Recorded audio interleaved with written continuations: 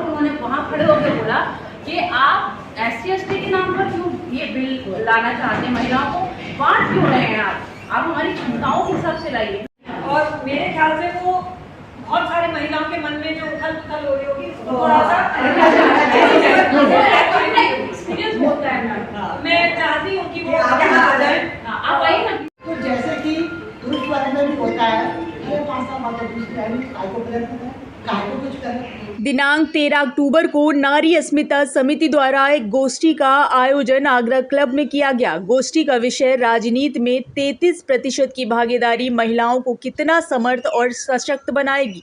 कार्यक्रम का शुभारंभ किरण शर्मा ने सरस्वती वंदना से किया। कार्यक्रम में मुख्य वक्ता के रूप में एडवोकेट श्रीमती अनुराधा तिवारी ने कहा कि हम मुखौटों कार्यक्रम में मुख्य वक्ता के रूप में एडवोकेट श्रीमती अनुराधा तिवारी ने कहा कि हम मुखौटा न रह जाए, हमें नीति निर्धारण में भी सक्रिय योग्यता देना है। विशेष स्थिति श्रीमती वत्सला प्रभाकर ने कहा कि हमें अपनी सोच को बदलना है, हमें किसी आरक्षण की जरूरत नहीं, हम स्वयं ही सक्षम हैं। कार्यक्रम में उपस्थित समिति की संरक्षिका एवं मुख्य अतिथि डॉक्टर रंजना बंसल ने कहा कि हमें हमेशा सकारात्मक विचारधारा के साथ ही जीना चाहिए, हमें कृतज्ञ होना चाहिए प्रतिदिन अपनी प्रकृति का, अपने आसपास के सभी लोगों का जो हमारे लिए कोई काम करते हैं। कार्यक्रम का संचालन सचिव अनुराधा अग्रवाल एवं आकांक्षा शर्मा ने किया। धन्यवाद ज्ञापन अध्यक्ष पूनम गुप्ता ने दिया। कार्यक्रम में निम्न लोग उपस्थित रहे: आरती शर्मा, सरोज भसीन, अनुराधा तिवारी, पूनम गुप्ता, पंकज मिश्रा, सीमा जैन, कविता गोयल, नीरज कोठिया, सरिता सिंघवी, प्रमिला भास्कर, नीरू आर्या, मंजू यादव, जसविंदर कौर, सुरेखा, मीतू गोयल, गीता आहूजा, मंजू, माला गुप्ता, ममता गुप्ता, निशा, संगीता बंसल, मुन्नी गुप्ता, आकांक्षा शर्मा, अलका। हाँ, मैं लॉ ऑफिसर हूँ रेलवे में। मेरा नाम अनुराधा तिवारी है, एडवोकेट अनुराधा तिवारी। महिलाओं को लेकर किस तरह की बैठक की? ये हम लोगों ने नारी अस्मिता समिति के समक्ष एक रिलेवेंसी क्या है, 33% जो रिजर्वेशन हमें मिला है उसकी सार्थकता क्या होने वाली है, ये हमारे टॉपिक का विषय था। और उसके अलावा कुछ विशेष है?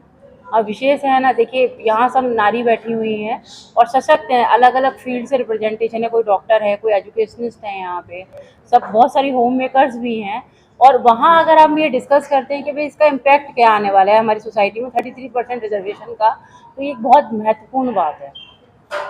महिलाओं को लेकर तो पहले भी काफी नियम बनाए और महिला का जी जी जी अब ऐसा क्या उसमें करने वाले? हाँ, मैं बिल्कुल, आपका बहुत ही वाजिब सवाल है आपका। देखिए 33% बनाने का इम्पैक्ट ये है, आज 543 आपकी लोकसभा में सीट्स हैं, कितनी महिलाएं हैं वहाँ? मात्र 40। आपके पास कितने स्टेट्स हैं? आपके पास 28 स्टेट हैं। आपके पास सीएम कितनी है? महिला के नाम पे मात्र 1। तो आप ये देखिए ना कि कितना कंट्रोवर्सी, मतलब कितना जो आंकड़े हैं वो मैच नहीं खा रहे हैं। आप कहते हो महिलाएं आगे हैं, आप बताओ ना 28 स्टेट में से केवल एक ही सीएम महिला क्यों है? तो ये 33% जब आएगा तो ये बहुत बड़ी चीजें चेंजेस होंगी आने वाले टाइम में। और कुछ कहना चाहेंगे महिलाओं के लिए? महिलाओं के लिए मैं कहना चाहूँगी, अपनी हेल्थ का ध्यान रखिए, बहुत मानसिक रूप से मजबूत रहिए, और कल को अगर आप लोकसभा में जाते हैं तो सच में आप नीतियां बनाइए, प्रॉक्सी मत बनिए वहाँ पे। मेरा यही महिलाओं को संदेश है। मैं पूनम गुप्ता, अध्यक्षा हूँ नारी अस्मिता समिति की। क्या कुछ कहेंगे आज की बैठक? आज इतना अच्छा टॉपिक हम लोगों ने बैठ के जब ये सिलेक्ट किया था कि ये अभी ज्वलंत चल रहा है कि 33% आरक्षण मिला है। आरक्षण तो सरकार देगी, 6-7 साल लगेंगे, लेकिन उसको क्रियान्वयन करने के लिए आज से ही मजबूती से किस तरह कदम आगे बढ़ाने हैं, ये हमारा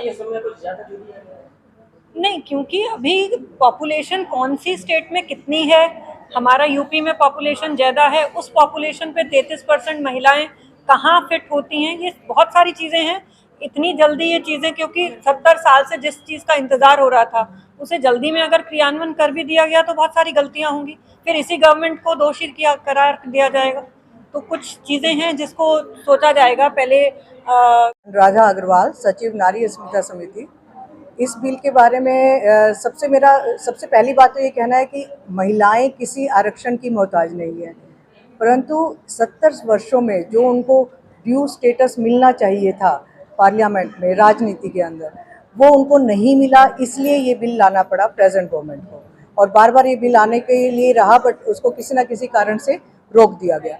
और बाकी जो दूसरा सवाल आपका ये रहता है कि इसको देने में इन्होंने इतना ज़्यादा टाइम क्यों ले रहे हैं, क्योंकि ये तो नेक्स्ट जो लोकसभा चुनाव हो पाएंगे तभी लागू हो पाएगा। उसके लिए जैसे कि दीदी ने कहा कि ये रद्दी की टोकरी में ना चला जाए, ये अच्छा पूरा मजबूत एक्ट बनकर सामने आए और उसके जो भी खामियां हैं, और जैसे कि हम लोग बीच में बात कर रहे थे कि ऐसा नहीं हो कि महिलाएं सिर्फ एक प्रॉक्सी बनकर रह जाए, तो इसके अंदर जो जो खामियां इस बिल को खराब कर सकती है या महिलाओं की सशक्त जो जिसको आप उपस्थिति को ये जो बिल है ये इस तरीके से होना चाहिए कि जो उनकी उपस्थिति है वो सशक्त रहे और वो देश के समाज के देश के तरक्की में एक जो है अपना योगदान अच्छे प्रकार से दे पाए। धन्यवाद। नहीं, इंदिरा गांधी हमारे लिए मिसाल है, ये बिल्कुल सच है, पर ये भी सही है कि महिलाओं को एक तबका है कि जो पढ़ा लिखा है, जो आगे बढ़ रहा है, जिसको मौके मिल रहे हैं, अपॉर्चुनिटी मिल रहे हैं, पर हर तबके को वो अपॉर्चुनिटी नहीं मिल रही है। जबकि एक महिलाएं जो रिप्रेजेंट करती हैं एक आधी आबादी कहलाती है, पर अगर लोकसभा अगर हम राजनीति में देखें तो वो सिवाय 14-15% से ज़्यादा वो महिलाएं हैं ही नहीं। तो उनको वहाँ तक पहुँचाने के लिए कि कम से कम उनका 30% जब अगर उनको वो आरक्षण मिलेगा, एक 33% महिलाएं एक आवाज़ में बोलेंगी तो समाज की और देश की जो है सूरत ही अलग होगी।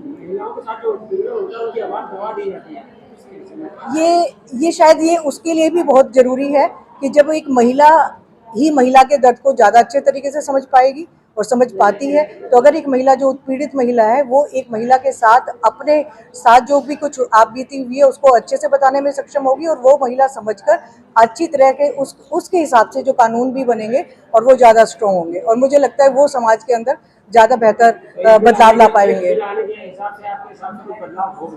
हाँ, मेरा तो पूरा मानना है कि अगर उनकी प्रॉक्सी ना हो तो बदलाव तो बहुत बड़ा बदलाव होने वाला है, तो हम एक नया भारत देखने की तैयारी कर सकते हैं।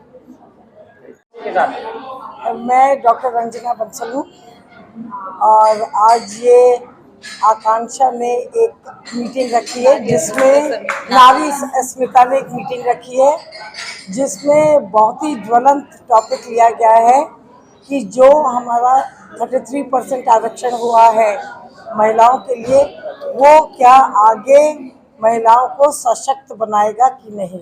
इस पर आज यहाँ पर चर्चा थी और मेरे ख्याल से इससे महिलाओं में एक नया जोश आ गया है।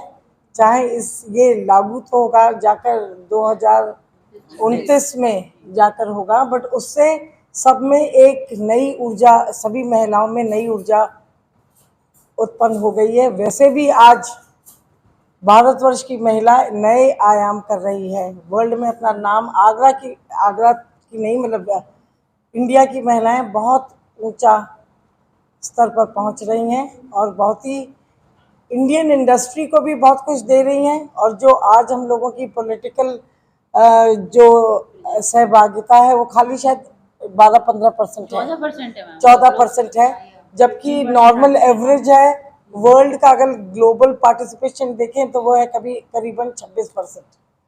तो हम लोग बहुत नीचे हैं, हमसे देश बहुत है वो बहुत ही नीचे हैं। जैसे कि श्रीलंका खाली 5% है, बट अमेरिका की बात करते हैं तो वो 30% है, यूक्रेन की बात करें तो वो 55% है। अगर महिला पॉलिटिक्स में आ जाए, इक्वल पार्टिसिपेशन करें, तो मेरे ख्याल से जो $1 ट्रिलियन इकोनॉमी की हम लोग एक सपना देख रहे हैं बहुत जल्दी ही पूरा होगा। और जब महिलाएं पॉलिटिक्स में आ जाएंगी जो देश का सृजन होगा, क्योंकि महिलाएं तो वैसे भी सृजन शक्ति के लिए मानी जाती हैं, जो क्रिएटिविटी वो हर फील्ड में लेकर आएंगी वो अपने आप में एक नया आयामी होगा और फिर हम विश्व में लीड करेंगे। क्योंकि भारतवर्ष ही एक ऐसी जगह है जहां महिलाओं की पूजा आज से नहीं हमारे बहुत सालों से हो रही थी। तो मेरे ख्याल से इससे फिर से वो काल आएगा जहां स्त्री महिलाओं की फिर से पूजा क्या फिर से विश्वास जागृत होगा और हम लोग एक बहुत अच्छी इकोनॉमी की तरफ